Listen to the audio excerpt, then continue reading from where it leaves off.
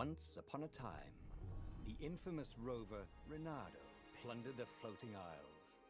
Then his mother called him to her deathbed. "Swear to me that you won't die on the gallows," she rasped. Reluctantly, he swore. And he whiled away his days at home with music, cards, and wine. But the Emperor had changed. He'd been good once, a shy, almost humble toad. He'd built universities. Then people started whispering about mass graves in the woods, midnight rituals, victims screaming. The Imperial Ravens would round up entire villages, and no one ever returned. The Ravens had come to Ubar scouting for ancient books said to be of great power. But the librarians had hidden the books, so they'd burnt the librarians. The citizens, outraged, had driven them off. The Ravens had come back with dropships. The kid had fled with one of those books. He was brave and dumb and wanted to join the rebellion. And Reynardo had promised his mother he'd protect him.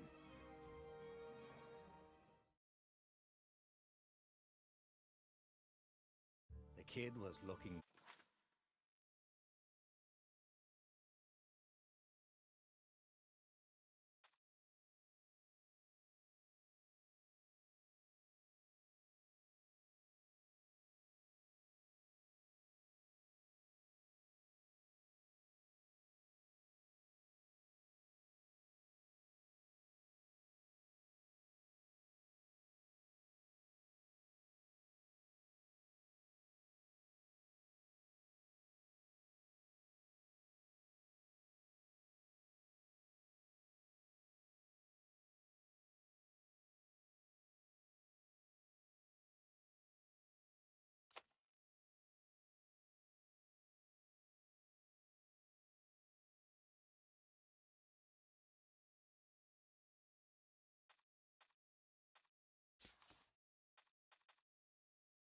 down, watching his city burn. "Sorry, kid," Reynardo told the kid. "Look, if we give them the book, they'll leave you alone." "My mother died for this book!" "I promised her I'd protect you." Oh, damn it. The kid had run off. With the book, of course. So Reynardo had to run after him.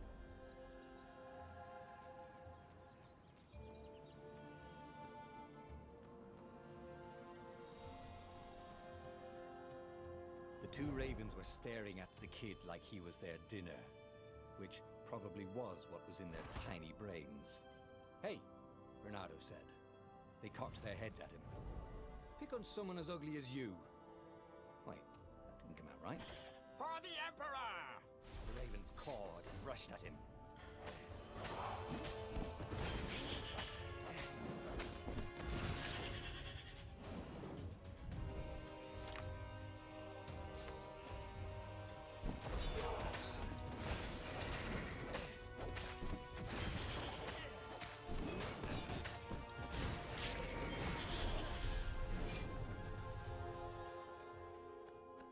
A dropship flew overhead. He hoped they hadn't noticed him. The kid.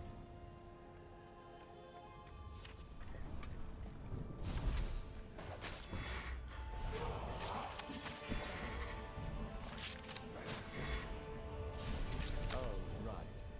The Gate of Heroes. Someone's idea of a joke, making the Skyship docks a gated community. You needed a hero's sword to open it. And the kid was on the other side of the gate. "Who let you through?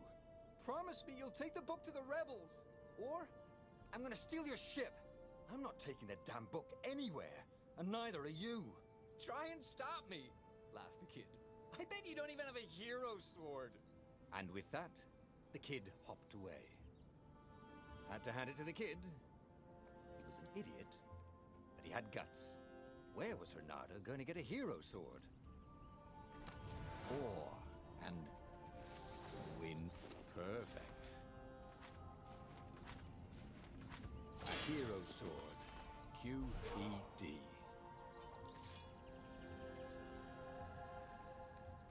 This is what he got for settling down and finding people to care about. The kid's mum had been a swell cook, and she'd laughed at Renado's jokes, even when he didn't know we'd made one. And then the ravens had come to burn her, and she'd made him promise to protect the kid. But she never told him where the book was, just the kid. He came up to a ledge. It was too far to jump. There'd been a bridge here before, hadn't there? And there was Peter, giggling at him. "How'd you get across?" he asked the kid. "Where'd you find a hook?" "I hopped," said the kid. White-ass kid. "Hey, look out behind you!" "Cute," said Renato. Oh, ravens.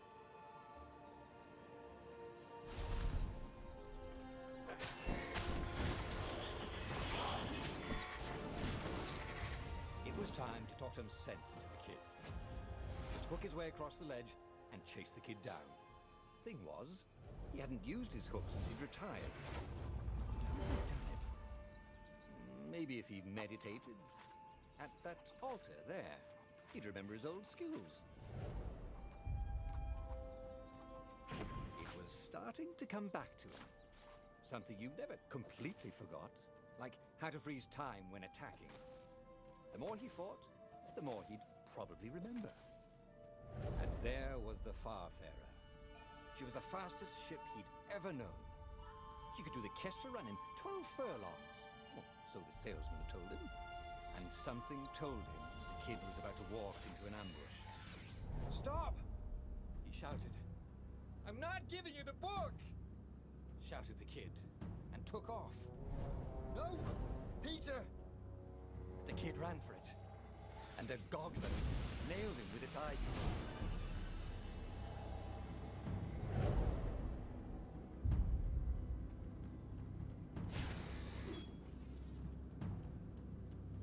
The book was unburned. Next to it were the buckles from the kid's shoes, and a kid-sized pile of ashes. Damn it. Why hadn't he lied and told the kid he'd take the book to the rebels? The kid would be alive now. Really pissed off and betrayed, but alive. Oh, damn it. Renato picked up the book. He couldn't let the Empire have it now. He was going to have to get it out of there. He'd be a wanted man. Probably have to join the rebellion just to have a place to dock. Well, he'd hated home life anyway. What was the big deal about this book anyway? Maybe he should open it and find out. All that had been years ago. How many? The war was a blur. And now 3 Raven scout ships. The rebellion was out of time. Unless Renato could bring a game changer. Maybe he could. Renato had found out where he could find the pieces of the Sky Rebellion, the legendary weapon that had exiled the lost gods. Surely a legendary weapon could win the final battle. On the other hand, his old friend Lapino had sent Renato a desperate message saying he had a brilliant scheme to save the rebellion. If Renato could only rescue him. Renato dived the Farfarer towards the abyss. As he felt the heat of the jet stream, the Raven ships peeled off, not stable enough to follow him down there. Now it was time to choose. Lapino or the Sky River.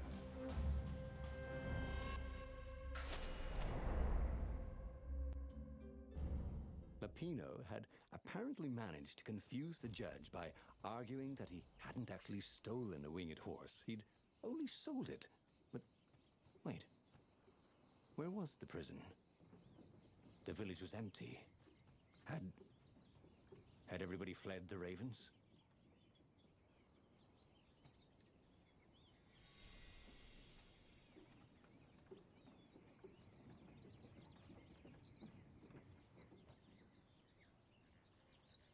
The Ravens had taken the town. Renato had seen villages emptied like this. All the people taken away to be sacrificed in the Emperor's secret rituals. Renato hoped the people were just hiding.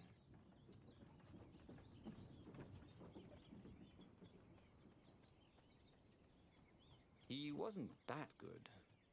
Yet.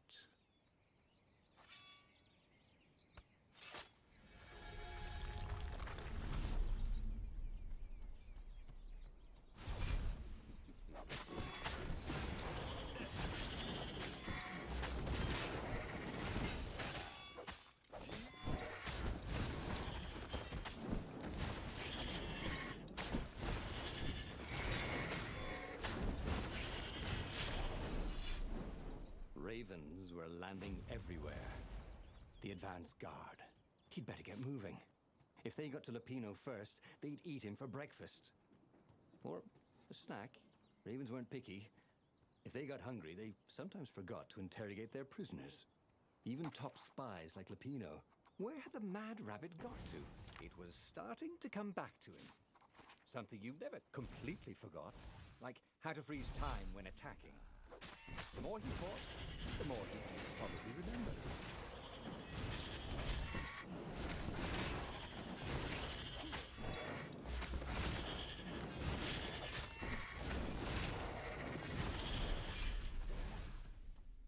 It was all coming back to him. He wondered what he'd remember next.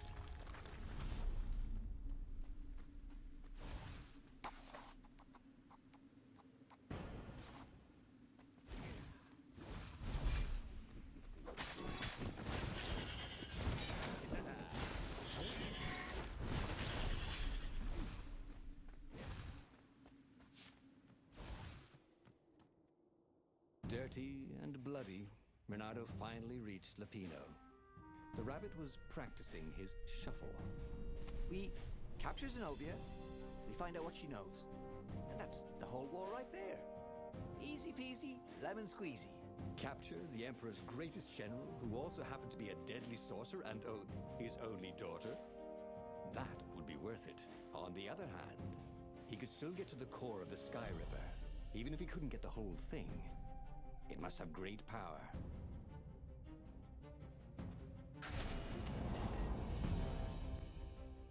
It's beautiful here, thought Renato. He was thrilled to be back with his old war buddy. He missed the mad rabbit, but something was not quite right. And this is why heroes are called dashing, Renato thought. See? Dashing? Get it?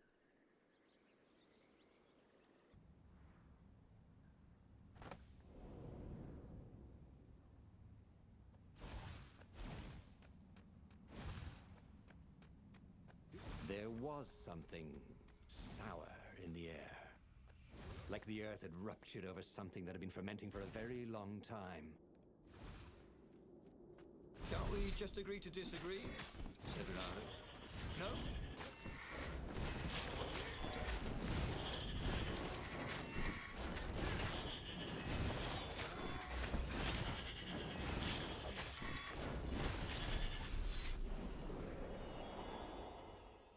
Renato felt wrong all over. He could feel an almost palpable sickness in the air.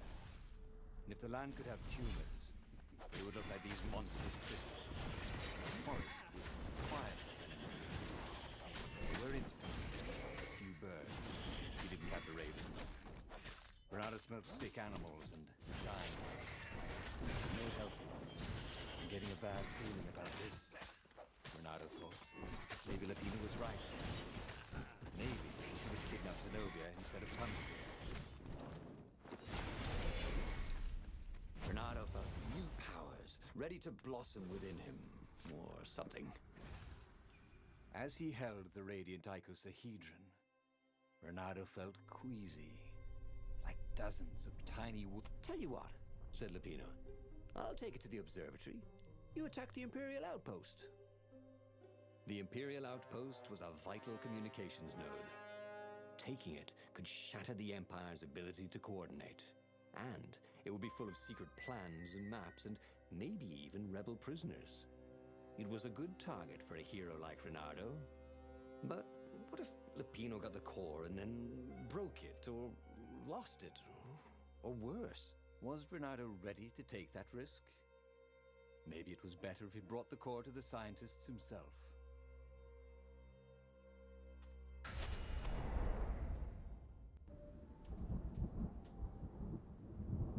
As Lupino vanished into the wilds of the Nexus, Renato vaguely remembered Lupino had a baby daughter, didn't he? And he told her mother he was going out to get some Easter eggs, and he'd never come back.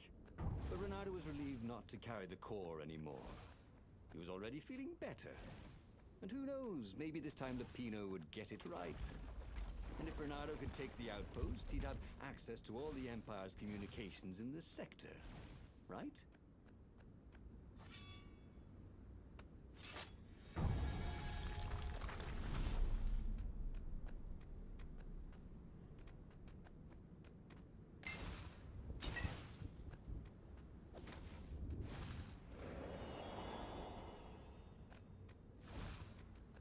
Renato caught his breath. His joints still hurt, but he couldn't feel the poison in his system anymore. He'd let the armature slip out of his hands to save his friend Lupino. Of course he had to let Lupino take the core. The rebellion needed every man doing his duty. And the rabbit would be no good taking on an Imperial outpost, right?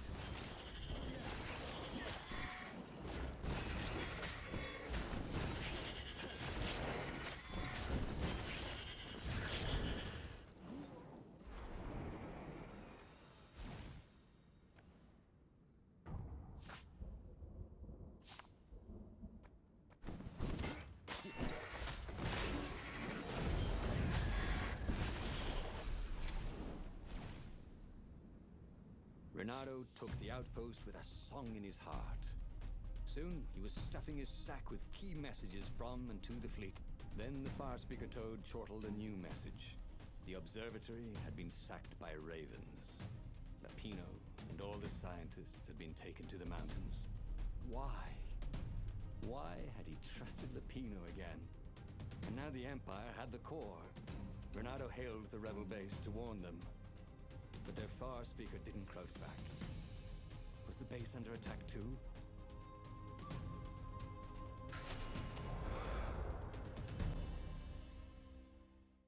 There were Imperials everywhere in the ruins, and dead civilians. The ravens were killing everything in sight. Renato was relieved to see no rebels among the dead. Maybe the secret base was still secret, but there were huge burn marks on buildings. What monstrous weapon was the Empire using here? The core had great power, but they harnessed it somehow, even though they didn't have the armature. Renato wondered if he could learn to cook this way. He could smell charred flesh and hear screams. The ruins were on fire, but the ravens had rigged up the core as some kind of burning ray. They wouldn't need to know the secret location. They were burning everything. It was killing them too. Their black feathers littered the path. He would have to take the core from them. It was the last thing he wanted to do.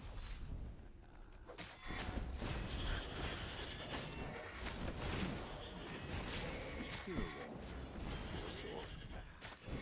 Sword. Ice. Healing.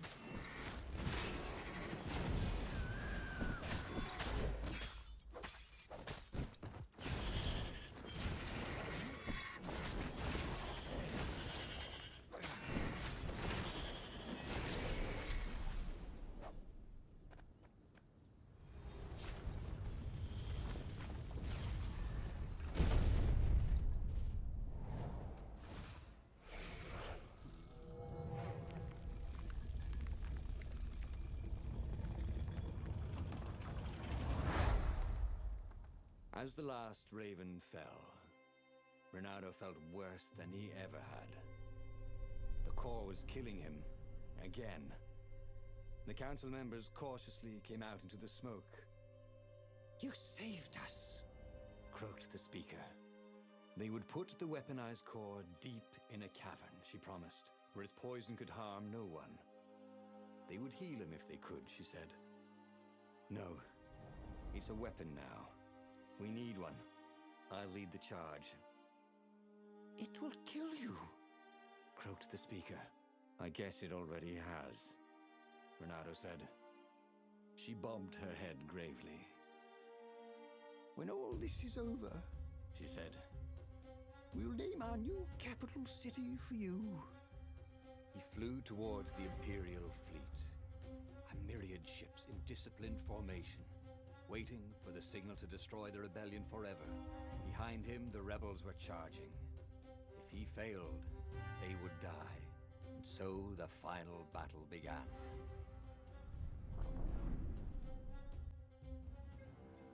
Everything hurt. It was unpleasant to fight this way. With each blow he struck with his sword, he felt weaker. Yet each time the core fired, it got brighter. As if the heat from the burning ravens and buildings only fed its hunger. He wondered where Lapino was. Wasn't he supposed to be in the battle? No. He'd been captured, hadn't he? Oh, Renado's mind was smoking like a burning fleet. He hoped this wouldn't take long. That was awesome!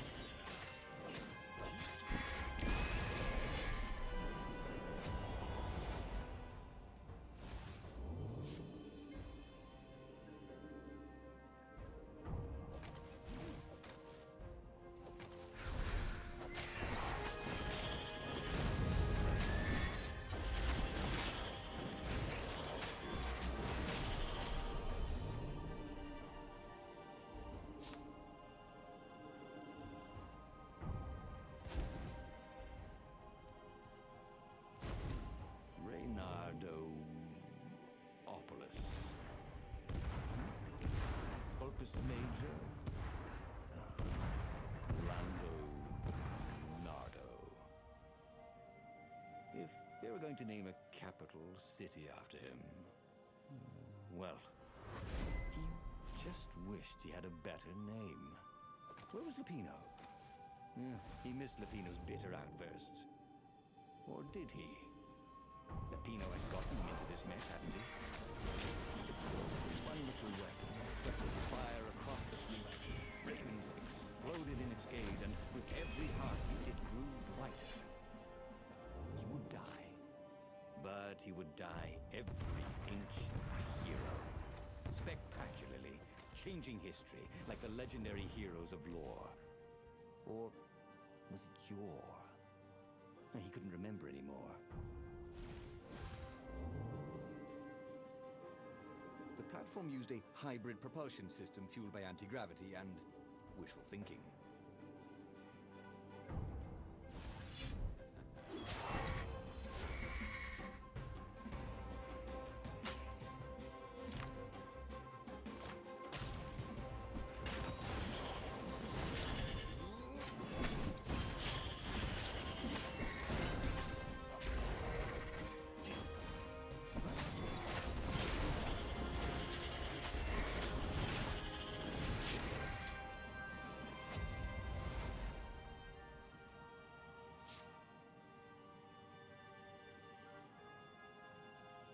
Renado fell to his knees. The Emperor's bodyguards were lined up before his ship. Fierce ravens, all. And Zenobia. She was conjuring. He could not take another step. All he could do was fire the core. The ravens, Zenobia, the ship, all burst into flames, disintegrated, and blew away.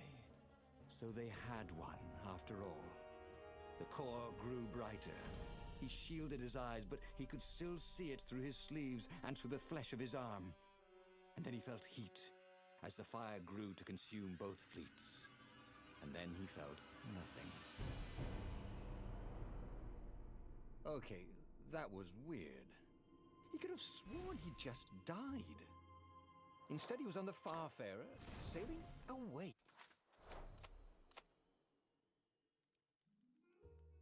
The clouds parted over the Isles of Boreas. It was time to choose. The rebellion was in trouble.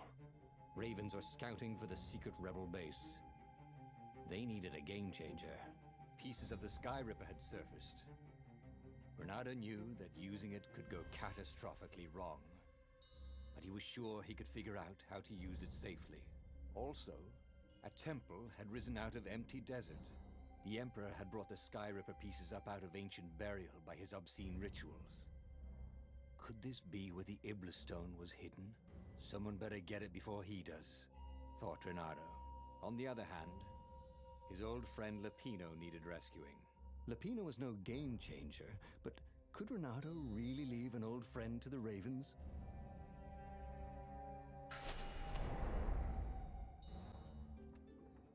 Lapino had apparently managed to confuse the judge by arguing that he hadn't actually stolen a winged horse. He'd only sold it. But wait, where is the prisoner? The village was empty. Had everybody fled the ravens?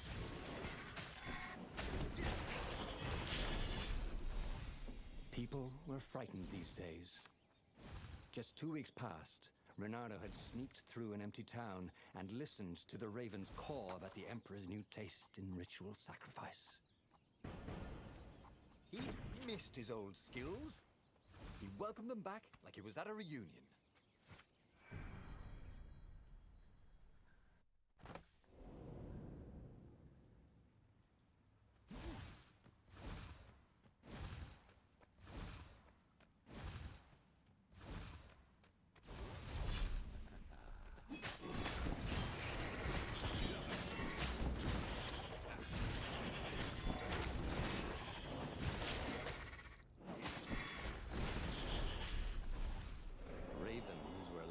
Everywhere.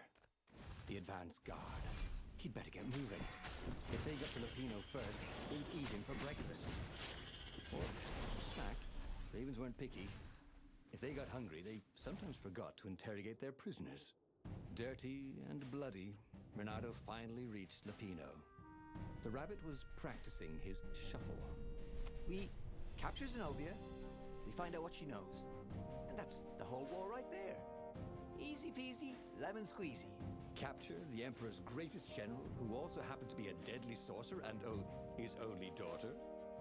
That would be worth it. On the other hand, he could still get to the core of the Sky Ripper, even if he couldn't get the whole thing. It must have great power. To make this... It's beautiful here, thought Reynardo. He was thrilled to be back with his old war buddy. He'd missed the mad rabbit, but something was not quite right.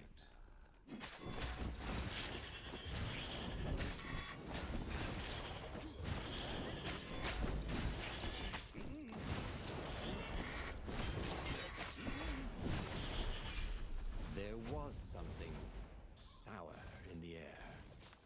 Like the earth had ruptured over something that had been fermenting for a very long time. Who needed bridges anyway? Reynardo felt wrong all over.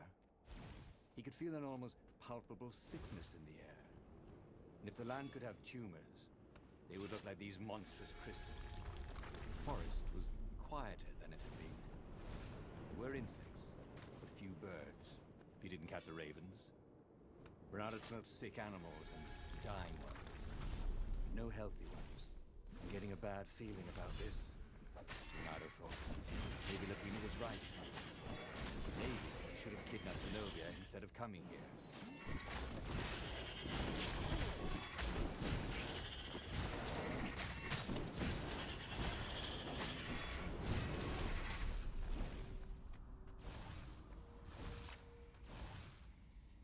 As he held the radiant icosahedron, Reynardo felt queasy, like dozens of tiny worms. Tell you what, Said Lapino. I'll take it to the observatory. You attack the Imperial Outpost. The Imperial Outpost was a vital communications node. Taking it could shatter the Empire's ability to coordinate. And it would be full of secret plans and maps and maybe even rebel prisoners. It was a good target for a hero like Reynardo. But what if Lapino lost the core to the Empire? That could be a good thing, couldn't it? Was Reynardo ready to take that risk? Maybe it was better if he brought the core to the scientists himself.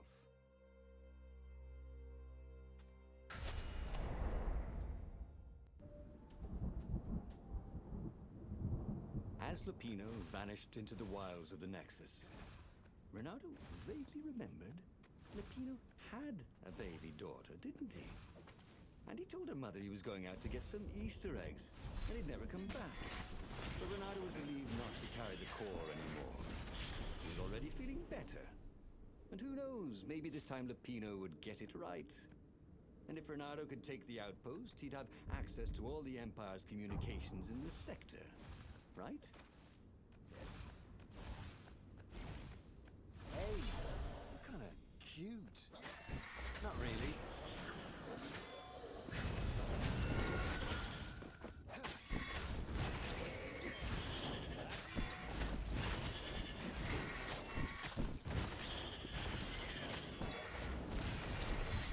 Renato caught his breath. His joints still hurt, but he couldn't feel the poison in his system anymore. He'd let the armature slip out of his hands to save his friend Lupino. Of course he had to let Lupino take the core. The rebellion needed every man doing his duty. And the rabbit would be no good taking on an Imperial outpost, right? Sorry, mustache, thought Renato.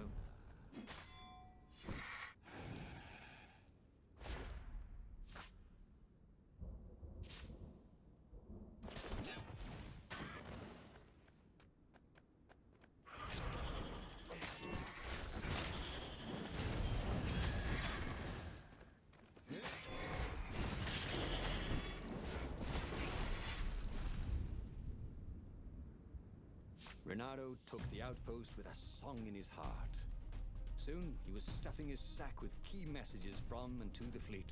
The observatory had been sacked by ravens. Lupino and all the scientists had been taken to the mountains. Why? Why had he trusted Lupino again? And now the Empire had the core. Renato hailed the rebel base to warn them. But their far speaker didn't crouch back. Was the base under attack too? Who knew what was... Renato felt a twinge of doubt. Should he have gone to the base? No. Logically, wherever they'd taken Lupino was probably where they took the core, right? Oh, why couldn't Lupino have just for once not gotten so captured? Was that too much to ask? He shouldn't be too hard on Rabbit. No, he meant well, and he was insanely brave. You have to admire that. This thing really needed a roof.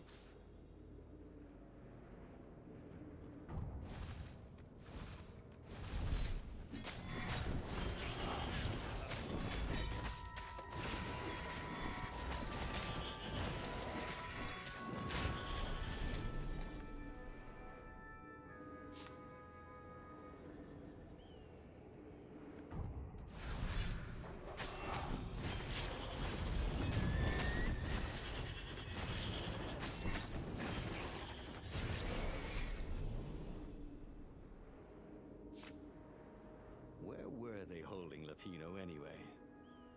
There was no sign of him or the ravens who'd captured him. Just rocks and snow and the usual scouts. No sign of the core either.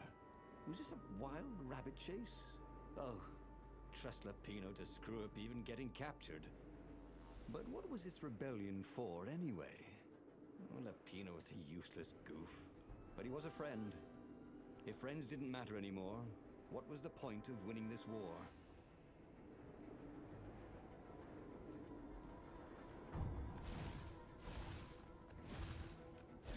I'll just have a dash, thought Renato.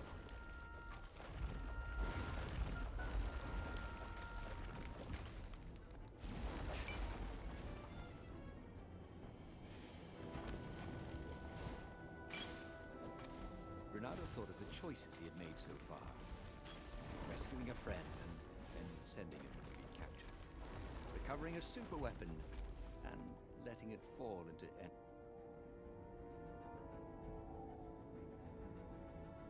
At the end of the mountain path, Renato came to a clearing. There was a campfire, raven feathers, and... oh, Lupino's lucky deck of cards. Well, that wasn't good. Renato hoped Lupino had not tried to cheat his captors at cards. Ravens were much better than weasels at counting, and they had a very poor sense of humor. Then, he saw what he had hoped never to see. Fresh scraps of rabbit fur. Ragged and bloody, ravens would eat anything. By Crabthar's hammer! Renato screamed at the sky. I will avenge you! The The rebels had assembled their fleet. Ahead, the clouds were dark with Imperial ships. If he could reach the Emperor before the rest of the rebels did, maybe he could settle this without too much bloodshed. He set sail, and the Farfarer shot forward. Poor Lapino had never been a great warrior. The Mad Rabbit was good for a lark and a laugh. And a pint. The thought of ravens eating him made Renato furious. The way they were eating up the land. The way the Emperor was eating up the people with his new, bloodthirsty ways. He would make them all pay. The portal was heavily guarded. It must go someplace they really didn't want him to go.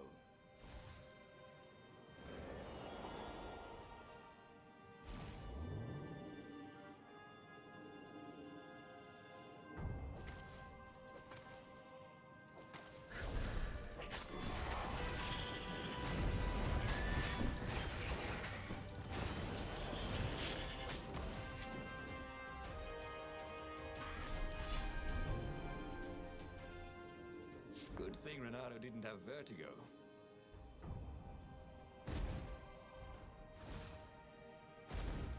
He had given up every objective to save his friend. He had given up the armature, the core, the gem, and even Zenobia. He loved Lapino, he realized. And now the rabbit was gone. A hero looks out for his friends, even when they're gone. He would send Lapino an honor guard of ravens to serve him in the halls of the Valiant. He would avenge him.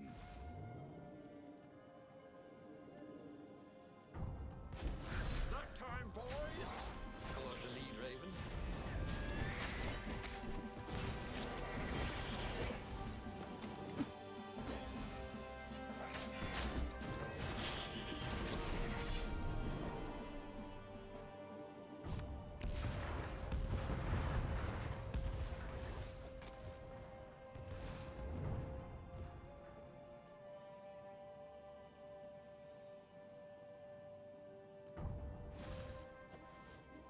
Hoped his hook didn't break.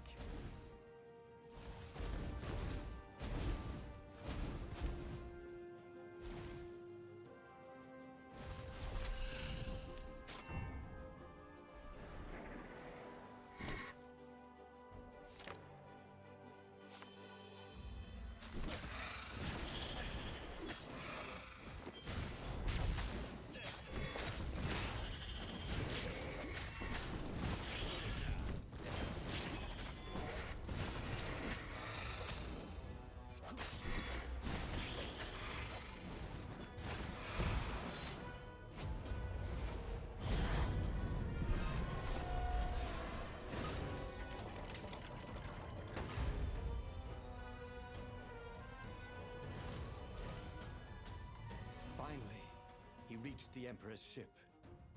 And there was Lapino, surrounded by ravens. He was alive! They'd eaten some other rabbit. "I'll save you!" He shouted with joy and flung himself at the ravens. "Oh, you shouldn't have," said Lapino when the last raven was down. Renato threw his arms around his best friend. "I had to come. I love you, man." "You really, really shouldn't have," said Lapino. And Renato felt a rather sharp pain in his back. As he collapsed, Lapino took the dagger out of Renato's back and wiped it off on Renato's sleeve. "Why, you always have to be the hero. Brave Renato, epic Renato, super sexy Renato, and I'm sick of it. But I loved you." "And you thought I was the idiot," said Lapino as Renato died. Renato stared at the book. He was still alive. Again. And still only flying away from burning Ubar.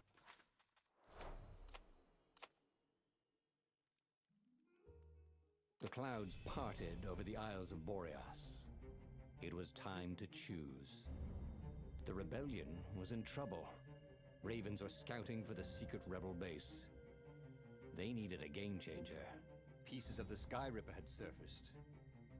Renato knew that using it could go catastrophically wrong, but he was sure he could figure out how to use it safely. Also, a temple had risen out of empty desert.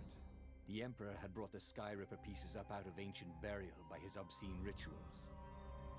Could this be where the Iblis stone was hidden? Someone better get it before he does, thought Renato. And also, his old friend Lupino needed rescuing. Of course, Renato had a pretty strong suspicion that Lupino had betrayed the rebellion. But could Renato really leave an old friend to the Ravens?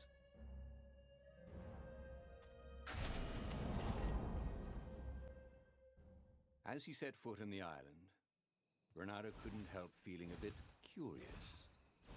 Was Lupino still waiting to be rescued? No. He was probably drinking champagne with the ravens. Did ravens drink champagne? Did rabbits?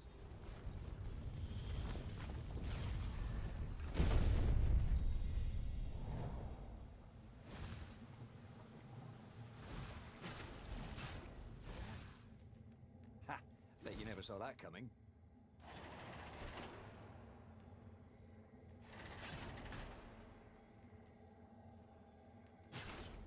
The people who had built this castle, did they even know what monstrous weapon lay hidden within their walls? The Sky Ripper could destroy anything it touched, or so the legend said. As the Transcendent Emperor had fought the lost gods, thousands and thousands had died. But Renato had been through wars. The only merciful war was a short one. I think this is yours, said Renato. But he couldn't hear his enemy's answer.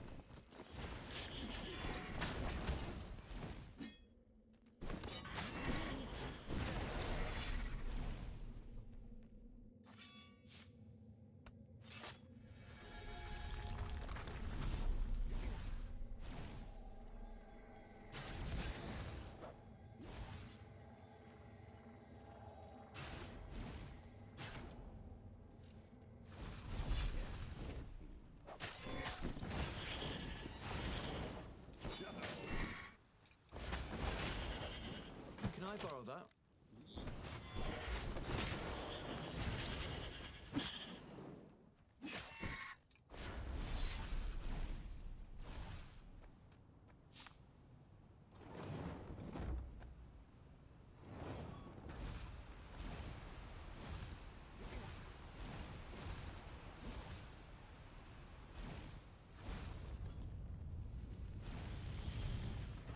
There it was. Sky Ripper's armature. The stuff that dreams are made of. Engineers, how is it part of a weapon at all? He'd have to ask a scientist. But first, he'd get the second piece. Sky Ripper had a heart. A core that had come to rest on the next island. Well, there was another island he could reach. Zenobia had just invaded it with her father's Raven battalions. She must be encamped there still. But fighting Zenobia now, that made no sense at all. He'd already sacrificed one friend to get this armature, was it? He didn't need to hurry to face her. She would find him.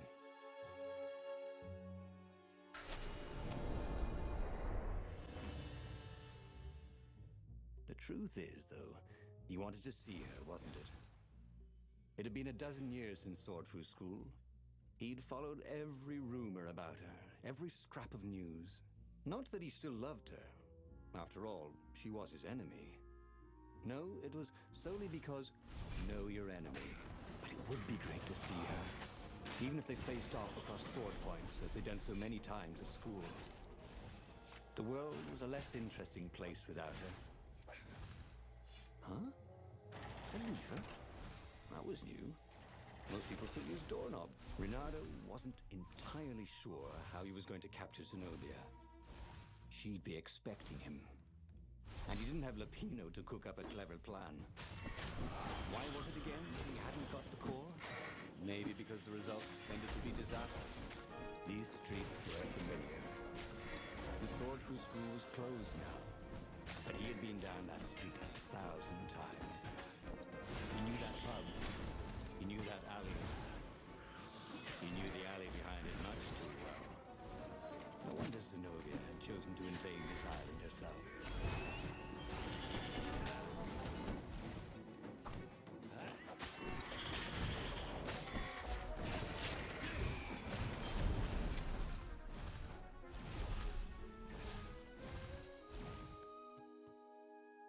Reynardo slinked through Zenobia's ship, making no sound at all. Where were her guards? Finally... That makes no sense. It's a trap, shouted the Emperor. I'll meet you at the outpost, and I'll bring my interrogators. If Reynardo came face to face with the Emperor, maybe he could assassinate him. But maybe it would be smarter and safer to turn Zenobia against her father.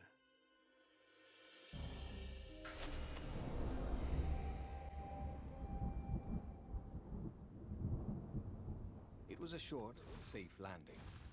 At least this part of the Nexus hadn't changed too much. Zenobia had been taking him to the Imperial outpost. She'd never expect him to go there by himself. Well, maybe she would. You never knew with her.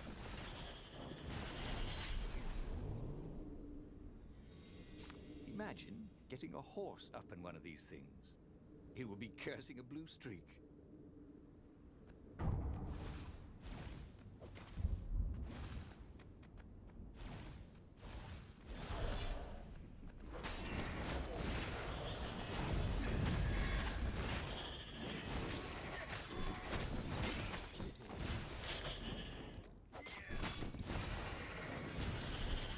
Reynardo knew Zenobia, and Zenobia knew him.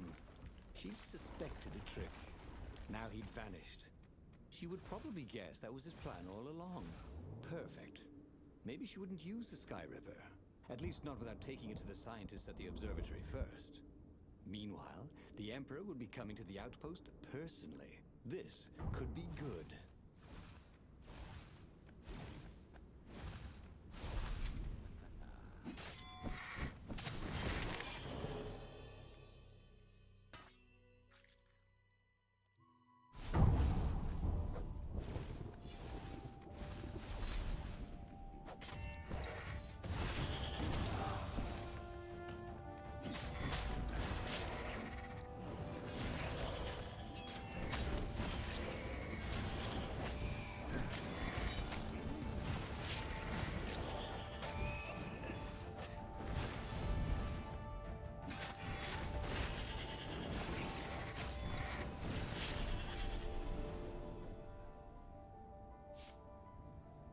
Reynardo was face to face with the Emperor's bodyguard.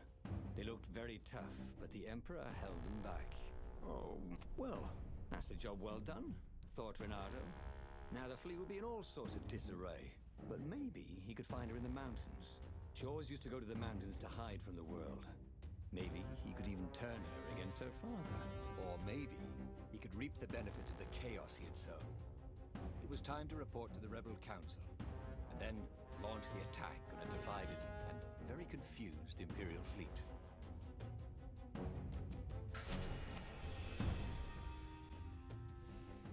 He wondered if he should have just told her the truth about her father. The Emperor had adopted her from a stray. That was the source of all her loyalty. But even then, he'd been dreaming of a bargain with the lost gods. They alone could make him immortal. The Emperor would have to seal that bargain with the life of someone who truly loved him. And who else truly loved the Emperor? But how could Reynardo tell her?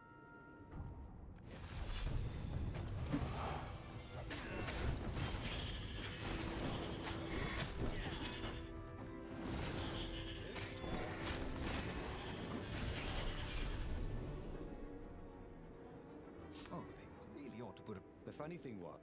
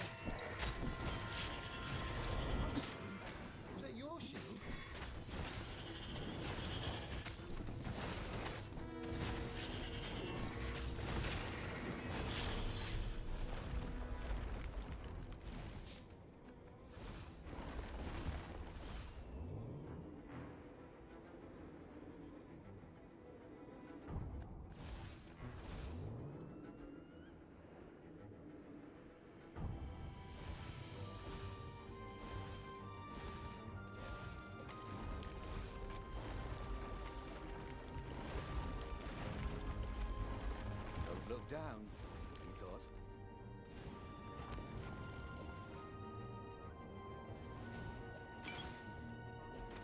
Renato had given away the location of the secret base. Fortunately, the Emperor thought it was all a trap. He even mistrusted his own daughter. Renato couldn't have done better if he'd planned it.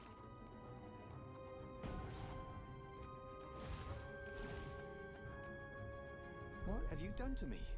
Zenobia demanded. My own father thinks I'm a traitor. So? But I'm loyal. So what? You're a bastard, Renato, she said. Now, you love that about me. You really did want the core, didn't you? And the Iblis stone. Yep. He gloated. You get all that? She said to the far speaker toad he'd failed to spot. I am so relieved, my daughter, said the far speaker. And Zenobia got into her ship and flew off. Damn it.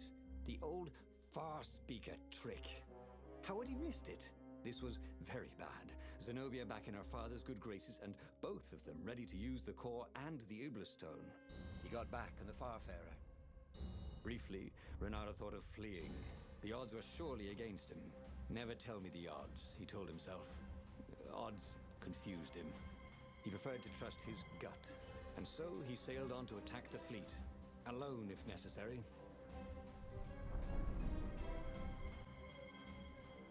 There were not many rebels here, and they were disorganized.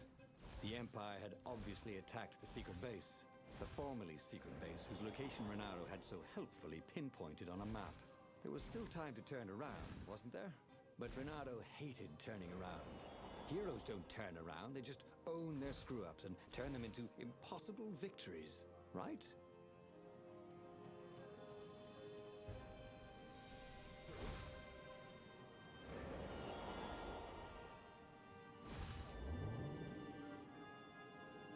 This would be the perfect place for a tic-tac-toe board.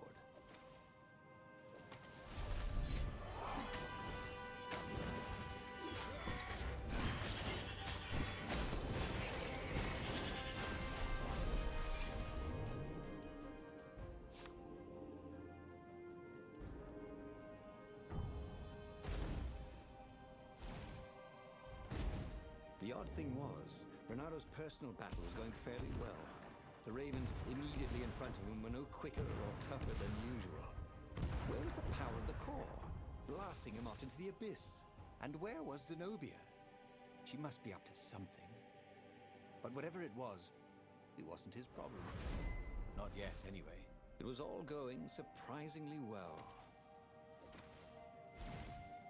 Renato's blood was up. He just needed to smash something.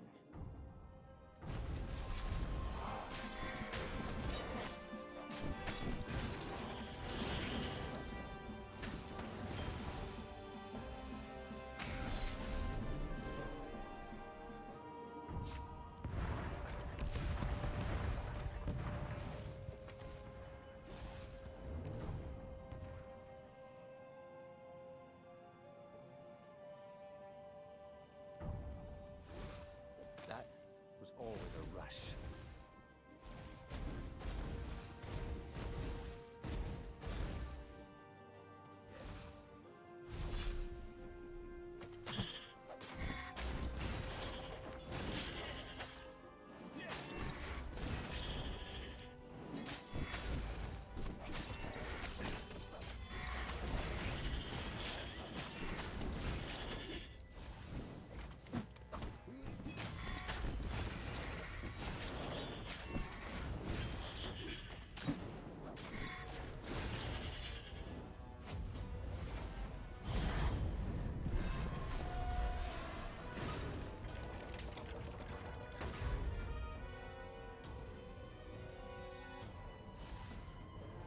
At last, he came to Zenobia and the Emperor. She was sealing up a kind of squat coffin, banded with lead. so glad you're here. Croaked the Emperor. You will be witness to my final victory. That's creepy, Dad, said Zenobia. But thank you. Because of your shenanigans, we tested the core. It's really unstable. It could have blown us all up. It could, said Renato, a little frustrated that she'd figured it out. Anyway, We already destroyed your secret base, so we don't need a super weapon. We're just going to bury it. Do we, torture you? Or give you a medal? Sometime later, Renato got an invitation to attend the Emperor's ritual sacrifice of his daughter. They took him out of his dungeon cell and gave him all his medals to wear. A little while after that, the lost gods returned, and the sun went black, and the Emperor ate his soul. And just like that, he was alive again, and back on the Farfarer, still fleeing burning Uber.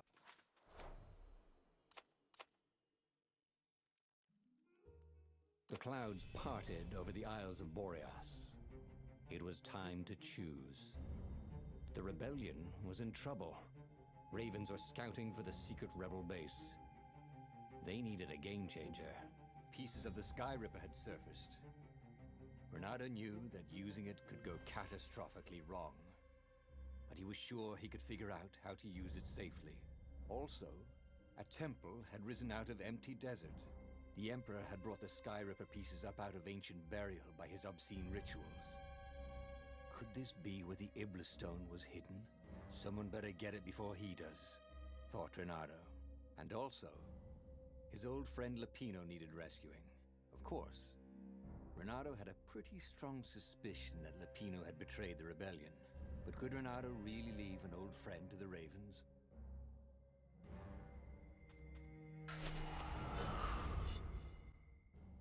Every child could sing verses about the Sky Ripper, but ancient codices held hints of other things.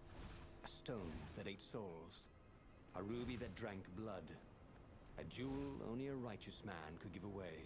Were all these things the Iblis stone? Long hidden in a buried temple. Another ancient item that was only resurfacing now. Drawn up from the deeps by the Emperor's horrific rituals. Hey, you guys interested in real estate? You're about to buy the farm.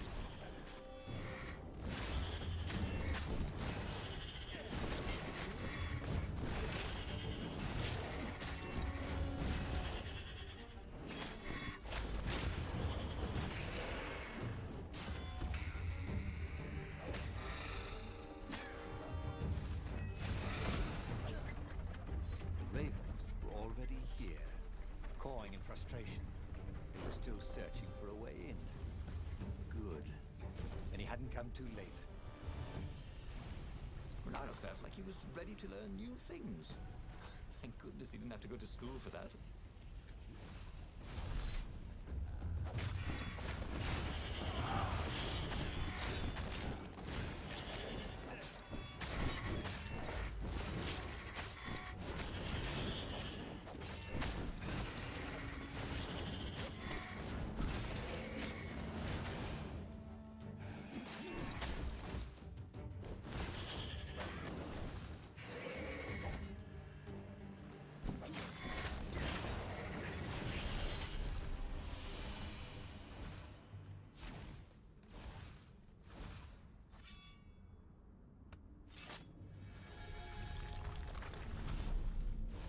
He was sort of yanking his own shape, wasn't he?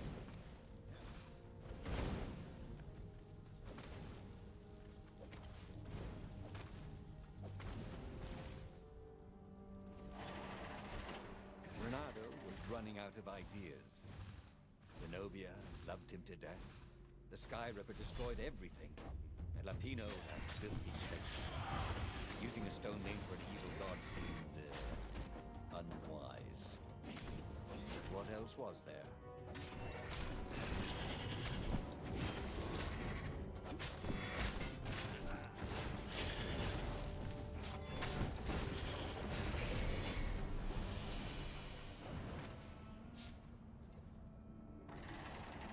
The Ravens at least could not get past this point. Obviously, the temple builders knew how to deal with tomb raiders.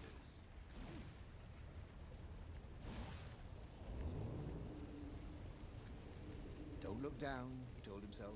Don't look down.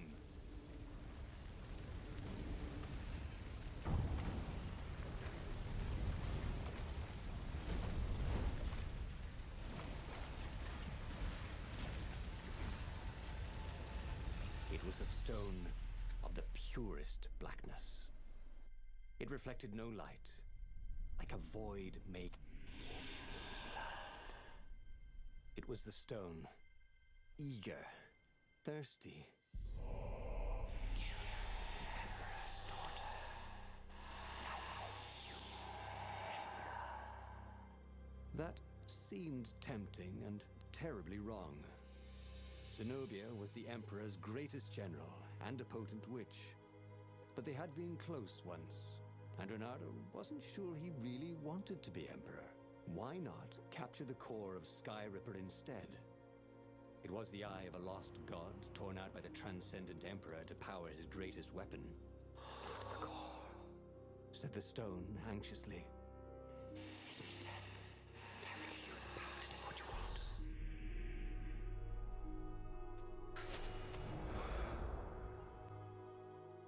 The moment he landed the Farfarer, Reynardo had a rare feeling of regret.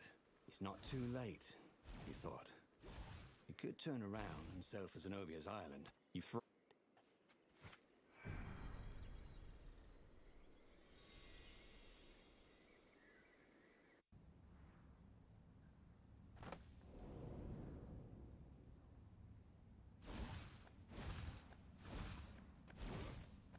There was something sour in the air. Like the earth had ruptured over something that had been fermenting for a very long time.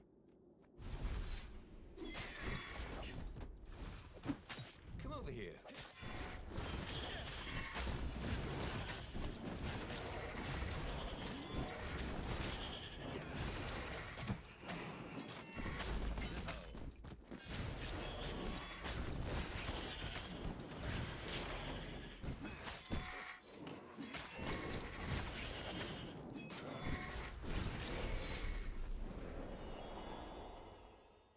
The stone hadn't lied about what it could do for him. With each raven he cut down, he felt a jolt of power flowing into his arm. "You're weak," whispered the stone.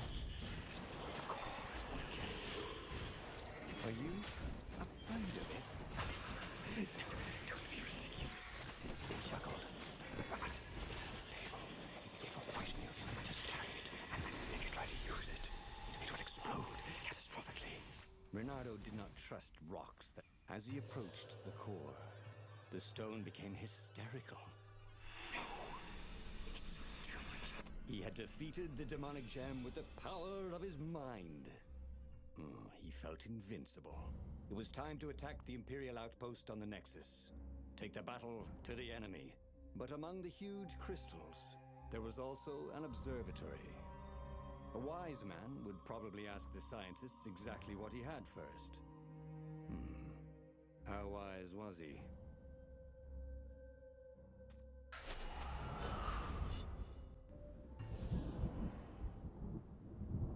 The Nexus was infested with ravens, but that didn't bother Reynardo. With each death, the converted Iblis stone in his gauntlets glowed brighter, and he felt stronger. Wow. He was getting a bit bloodthirsty, wasn't he? Well, he wasn't worth it. He was a warrior. They're supposed to be bloodthirsty.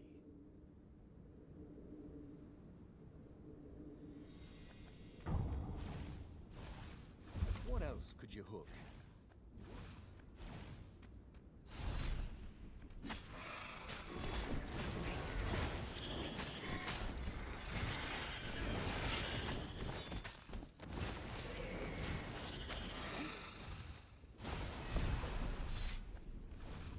The core, absorbed in the stone, was doing its job perfectly.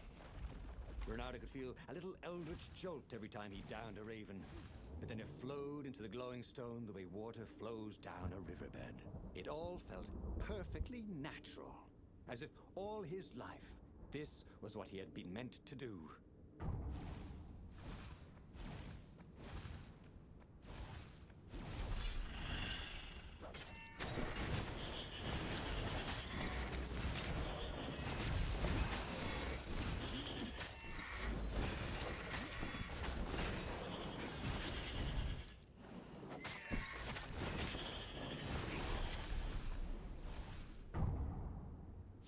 Reynardo last remaining guards at the outpost like hot coffee through snow.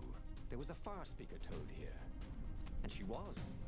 She wanted him to come back to base. They had plans to discuss, and a medal to give him. A large, golden medal. Great, said Reynardo. Let's talk about who else I can kill. Then the far speaker croaked again. Hello, Reynardo. It said, If you get sick of slaughtering second-rate birds in the Nexus, I am waiting for you in the mountains. Zenobia. She missed him. She loved him. Once she saw how awesome he'd become, maybe she'd join him. They'd kiss and... Well, if she did refuse for some reason, he was no match for him now.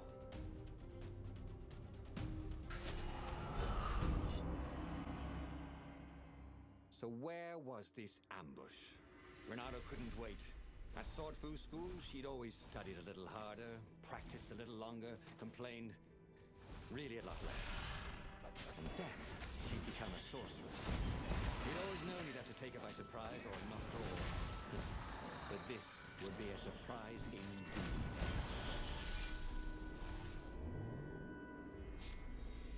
Take a leap of faith, said the inscription.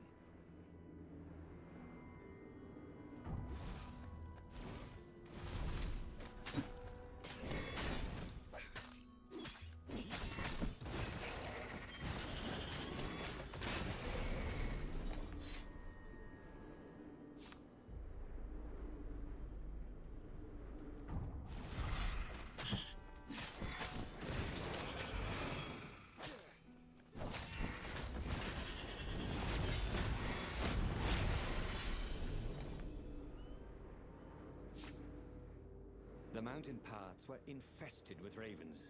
That was swell. Every time he cut one down, the stone glowed a little brighter. In fact, everything glowed a little brighter. Not like the snow was.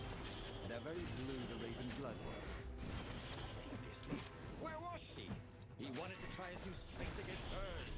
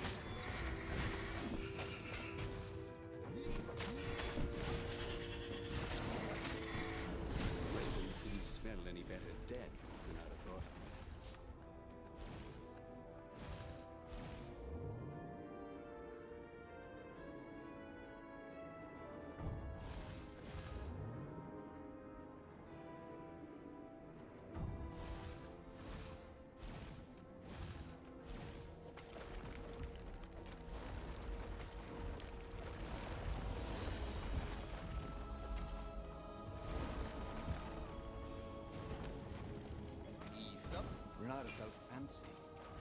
He'd found a source of great power. But instead of joining with the rebels, he was on a fool's errand the Emperor's daughter had sent him on. The rebels were preparing a last-ditch attack against the Imperial fleet. Counting on At the end of the path was Zenobia. I thought you were going to ambush me, he said, a little put out. I owe you better than that. I know how you feel about me, love. You want to join up with me, don't you? You got to admit, we'd make a great team. Of all the arrogant, ham-handed, half-assed, half-witted... Oh, come on. What else you here for? That, she said, as a dropship poured a bucket of green liquid on his head. Drowsy gas. You can't stop me with drowsy gas, Zenobia. My power's too strong. Zenobia? Where was she? When he awoke, he was staring up at the sky. Zenobia looked down at him, browning. I probably ought to kill you, but that'd be a bit tawdry, wouldn't it? She was tossing the glowing stone from paw to paw. This is pretty. Zenobia! He shouted, and then he fell back into sleep. On the Farfarer, Renato drank his favorite headache remedy, but it did no good. Zenobia had beaten him again. Oh, he really should have listened to the Iblastone in the first place instead of messing around with the core. He had a bad feeling about the upcoming fight, but what kind of hero misses the final battle? Renato was bruised and tired. He wasn't looking forward to killing ravens. Didn't even seem scary. It felt like a chore, like sweeping the practice room at Swordfu School, which he'd done his best to leave for Zenobia whenever he could. What would she do with the glowing Iblastone? That should terrify him, shouldn't it? But he just felt dull and stupid as he carved his way towards probable doom. Oh, this really didn't have much in the way of safety features, did it?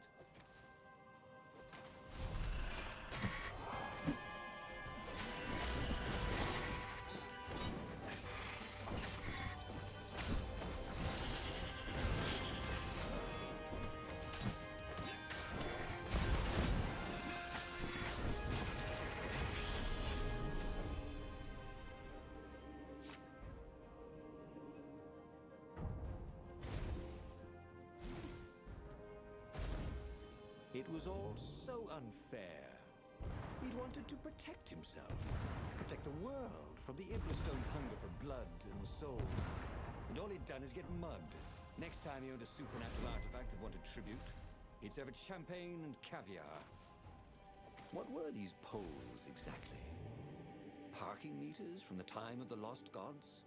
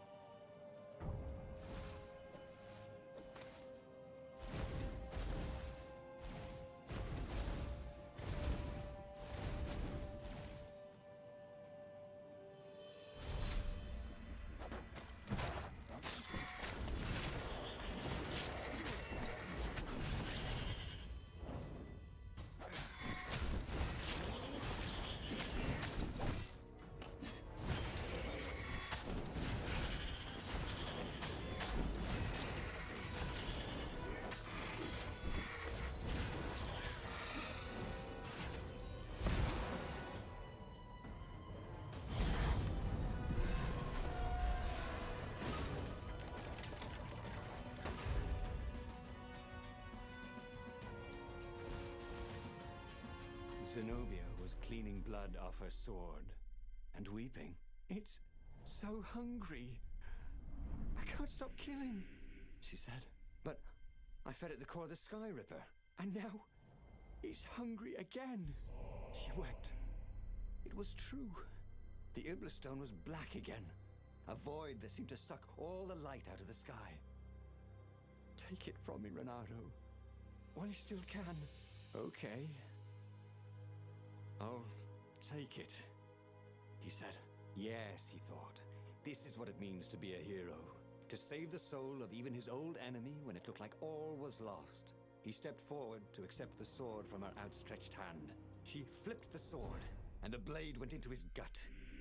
As the Iblastone sucked his soul into its infinite darkness, he could vaguely hear a voice, something like Zenobia's chuckle. Sucker. Oh. Damn it. He'd lost again. And died. But there was burning Ubar behind.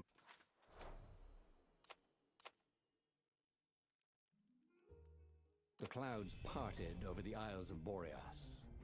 It was time to choose. The rebellion was in trouble. Ravens were scouting for the secret rebel base. They needed a game changer. Pieces of the Sky Ripper had surfaced. Renato knew that using it could go catastrophically wrong, but he was sure he could figure out how to use it safely. Also, A temple had risen out of empty desert. The Iblis stone was hidden there. It was a dangerous artifact. It could corrupt its user into a bloodthirsty monster. Maybe he could find a way to use it, to take its power without surrendering to its wickedness. And also, his old friend Lapino needed rescuing. Of course, Renato had a pretty strong suspicion that Lapino had betrayed the rebellion, and he had a gut feeling that he needed to use that to his advantage. Renato finally realized that Lapino was a traitor to the cause, and maybe Renato could use that somehow. Renato couldn't quite put his paw on when he'd realized Lapino was working for the Empire. He'd never exactly seen Lapino sending coded messages to the palace, but he was sure. The rabbit had been on too many disastrous missions where he was the only survivor, or where he accidentally missed getting on the boat that went down to the abyss in flames. If Renato could prevent Lapino from getting back to the fleet with all the intelligence he'd probably gathered, it might be worth the trip.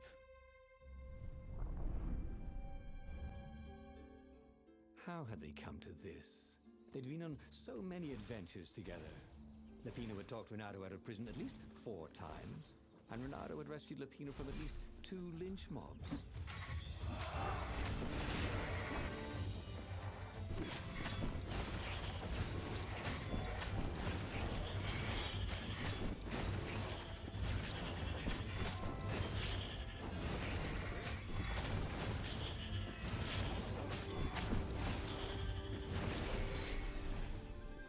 But he'd always felt that the rabbit resented him. Lapino was hilarious because he was so down on himself and everyone else. But behind the laughs, he wasn't a happy camper. Ooh, was this payback? Or did the Empire have his little white tail in advance?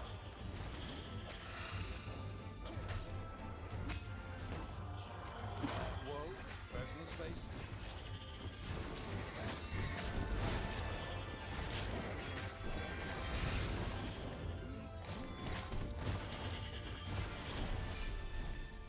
Ravens were landing everywhere from dropships. He'd better get moving. If they got to Lapino first, the rabbit would give the Empire all the intelligence he'd been stealing from the rebellion, and they'd probably give him a medal. He'd have to be very careful about how he played Lapino. At the slightest hint of danger, the mad rabbit would take off like a rabbit.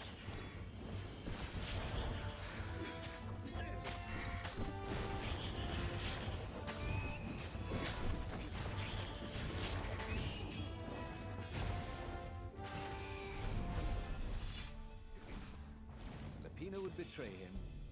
The core was dangerous. Now, Renato had a fleeting idea that the 2 ideas went together somehow. And then it was gone again. Ah, damn ideas. They never stuck around when you needed them.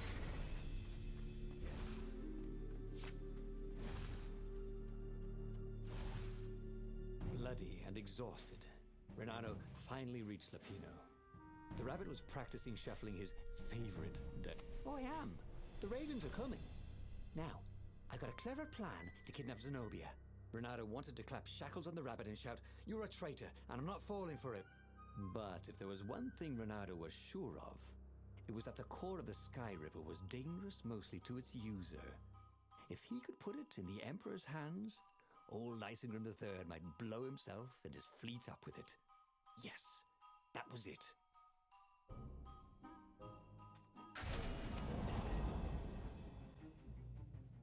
Right. Now, all Renato had to do was fight his way through Zenobia's invading troops, sneak onto her ship and into her bedroom, and kidnap her without any of her dozens of guards alerting her. Then, he would rely on her love for him to convince her how evil her father was, so she'd run away with him instead of going back to her father, who was going to blow himself up. It did sound a little risky. But Renato had a feeling it would work out somehow. It always did.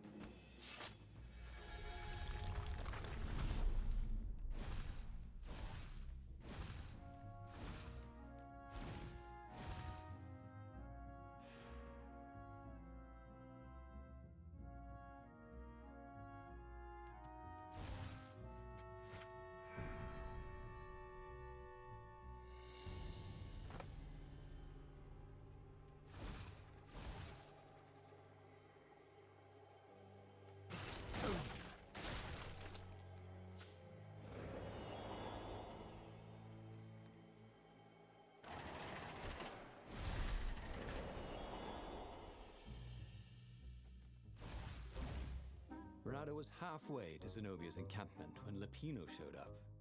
He was disheveled and distraught. They jumped us. I barely got away.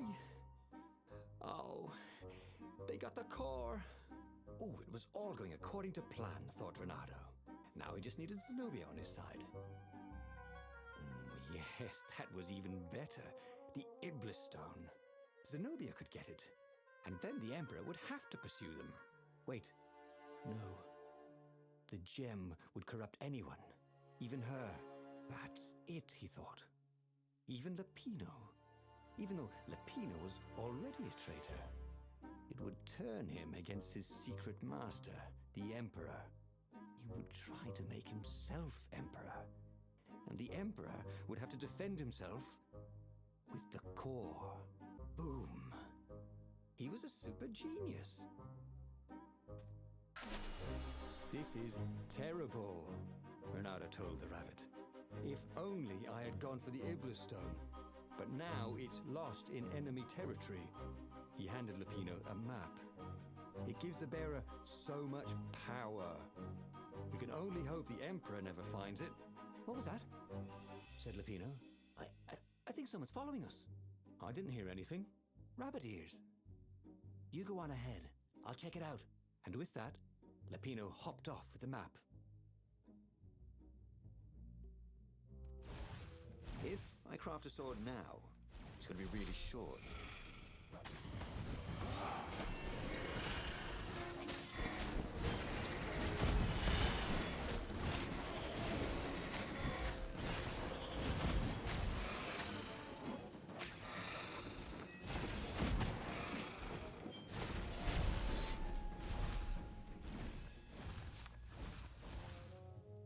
Renato slinked through Zenobia's ship, making no sound at all. She was curled up on her bed. He'd forgotten how beautiful she was, how sleek, how soft. He tapped her on the shoulder with his sword. She was made of smoke, and he noticed he had a very solid blade to his throat. Did you really think you could capture me? Purred a familiar voice. I just wanted to chat, said Renato. Did you ever wonder why the Emperor adopted you? He needs a sacrifice. Someone who truly loves him, to make a bargain with the lost gods.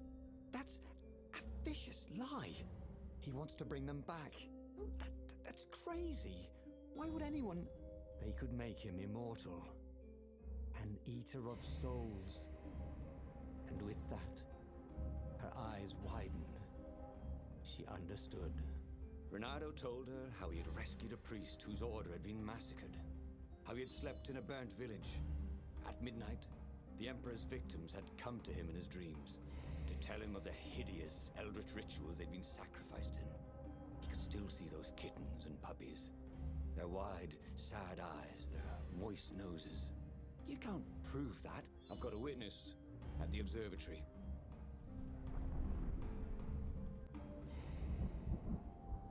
He couldn't tell her. Not.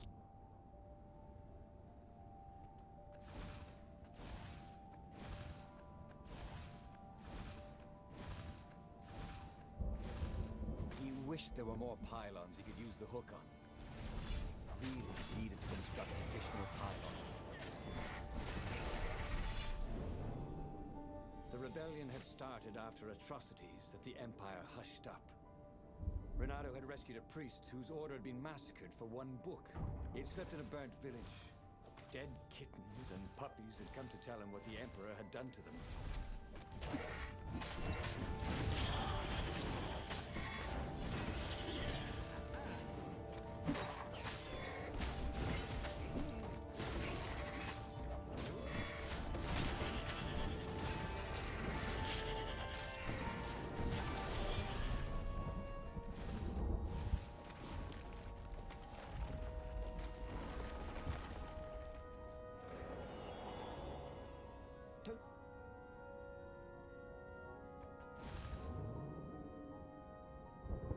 A very clever engineer named Elon Muskrat had got his start making floating platforms.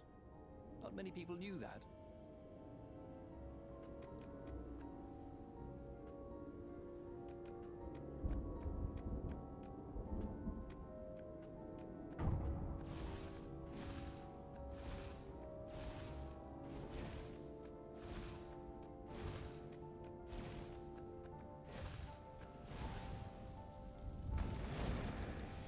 energy spheres. Easy to dodge, but boy do they sting if you didn't pay attention.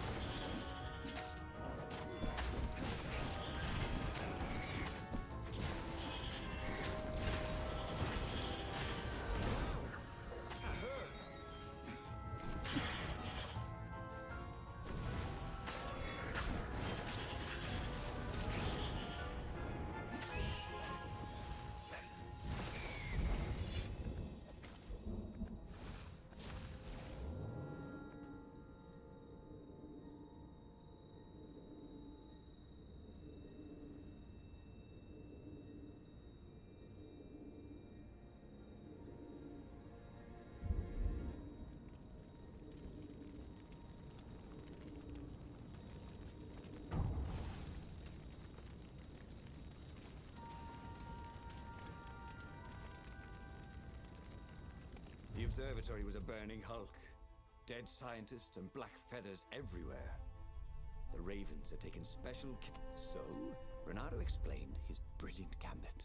Sending Lapino to get the Iblis Stone, become super powerful and corrupted, provoke the Emperor into using the core against him, thus blowing up both of them, and hopefully the fleet too. "Let me visit your council," she said, shaken. "I want to help." Could he really trust her?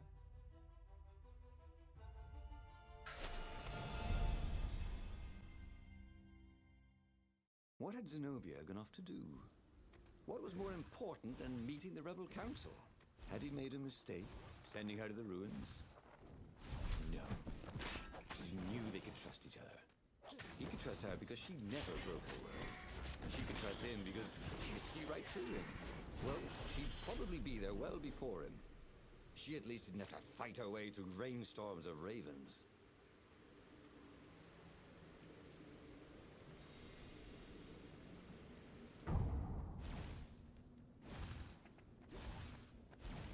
Well, they really needed to redecorate anyway.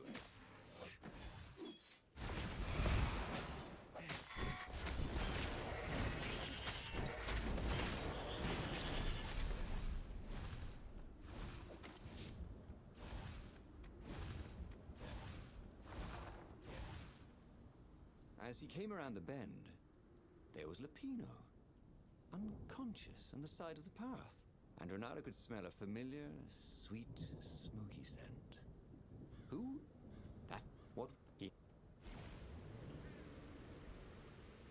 Building these platforms was so expensive, they'd run out of budget for guardrails.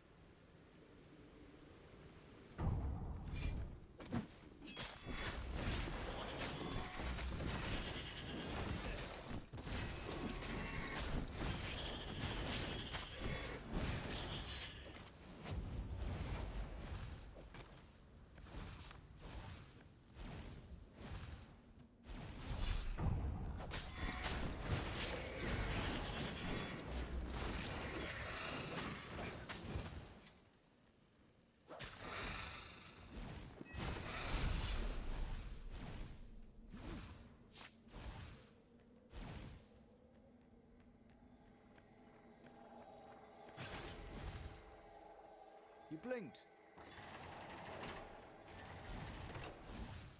Long stairs. So he was close to the rebel base. He was on fire. So far, so good.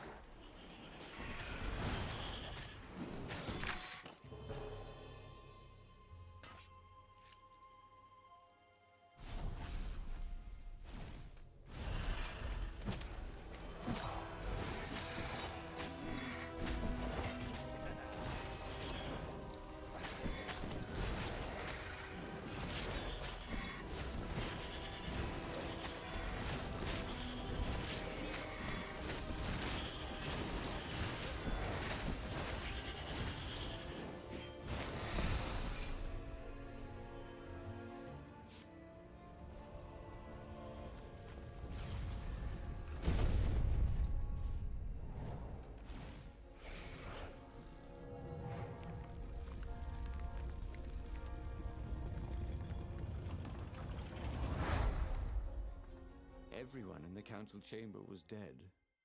Zenobia stood shivering in the courtyard, drenched in blood. Why? He managed. They started arguing with me. I lost my temper and I wanted their blood. Well, not me. The stone did. Why did you take it from Lupino? I had a plan. You had a stupid plan, she said. I'm going to go kill my father now.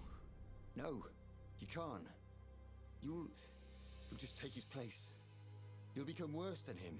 Get out of my way, or I'll kill you too.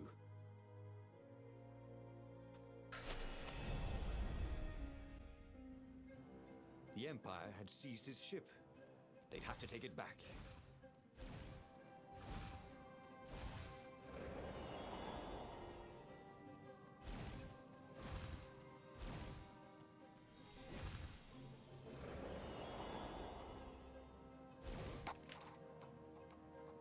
This was way better than being able to shrink down to the size of an ant. What was that all about, anyway?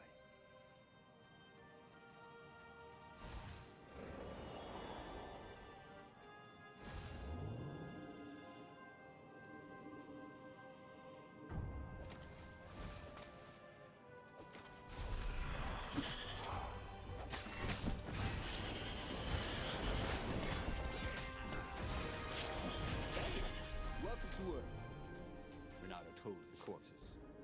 It was something he'd seen in a play once.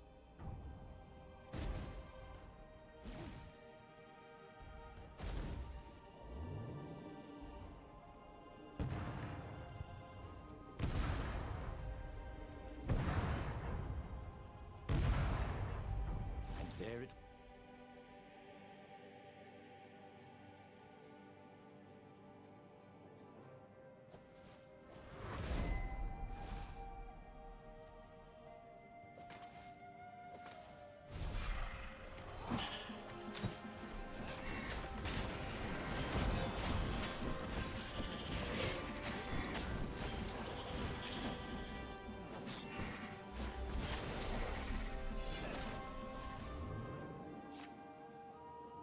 No skateboarding, the sign said.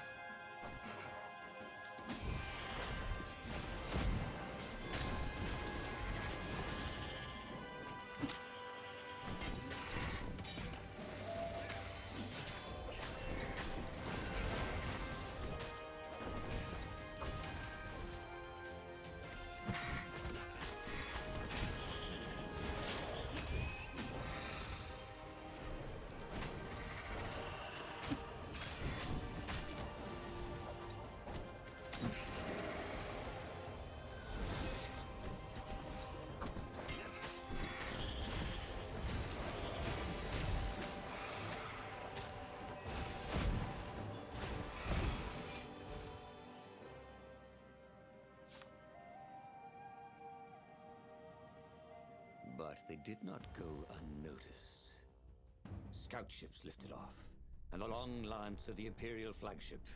Renato turned downwind to gain speed. The Raven ships could pursue, but they couldn't close. The Farspeaker croaked, "Return her and live!" "Go sacrifice yourself," yelled Renato.